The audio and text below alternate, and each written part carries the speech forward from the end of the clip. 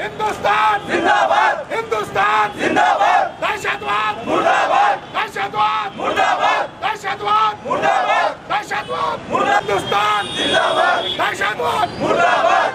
नहीं चलेगी, नहीं चलेगी, नहीं चलेगी, नहीं चलेगी, नहीं चलेगी। हिंदुस्तान जिंदाबाद, हिंदुस्तान जिंदाबाद,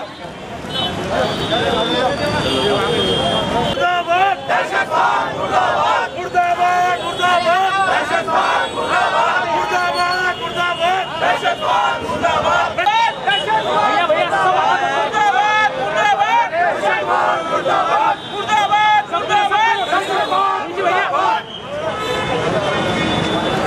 देखिए, जब से भाजपा की सरकार केंद्र में आई है, जब से शिवसेना और भाजपा की सरकार राज्य में आई है, आए दिन हमें ये देखने को मिल रहा, ये पढ़ने को मिल रहा है कि किस तरह गरीब निहत्ते मुसलमानों को, दलितों को निशाना बनाया जा रहा है। किसी न किसी फिजूल की एक उदाहरण लेकर, केस लेकर उनको पीटा जा रहा है। ये आखिर इस मुल्क के अंदर कब तक चलता रहेगा?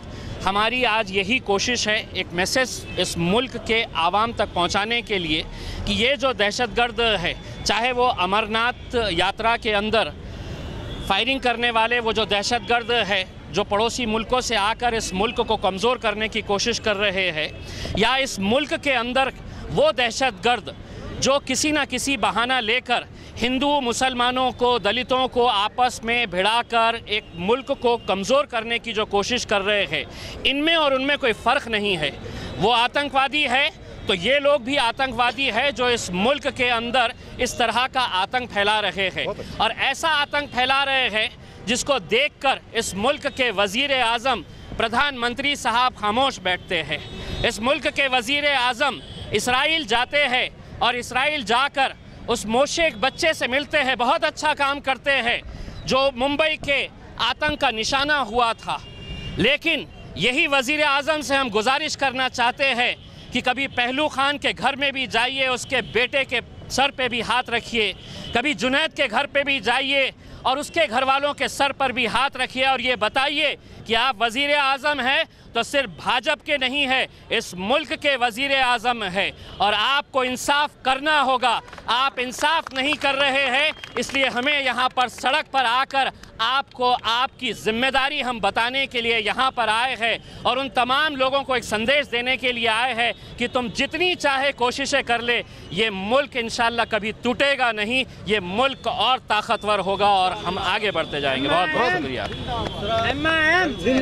सफाकी से जो कत्लेआम किया गया, उसके विरोध में आज मजलिस इत्तेहादुल मुस्लिमीन की जानिब से पाकिस्तान विरोधी यहाँ एजिटेशन रखा गया था। मजलिस इत्तेहादुल मुस्लिमीन की तरफ से किया गया यह एहतजाज फ़िरका परस्तों के मुँह पर एक ज़ोरदार तमाचा है कि वो मुल्क में सिर्फ अपने एक धर्म के नाम पर और एक मज़हब के नाम पर राजनीति करना चाहते हैं। मजलिस ने आज ये साबित कर दिखाया कि इस मुल्क में अगर इंसानियत का कत्ल होता है तो वहाँ पर मज़हब की कोई कदर कीमत नहीं होती है, उसका हर सतह पर एहतजाज किया जाएगा। उम्मीद है कि मजलिस मेन स्ट्रीम में ऐसे ही रहते हुए अपनी सियासी जंग लड़ती रहेगी और इस मुल्क में इंसानियत की फ़िज़ा को फिर से हमवार करने की कोशिश करते रहेगी।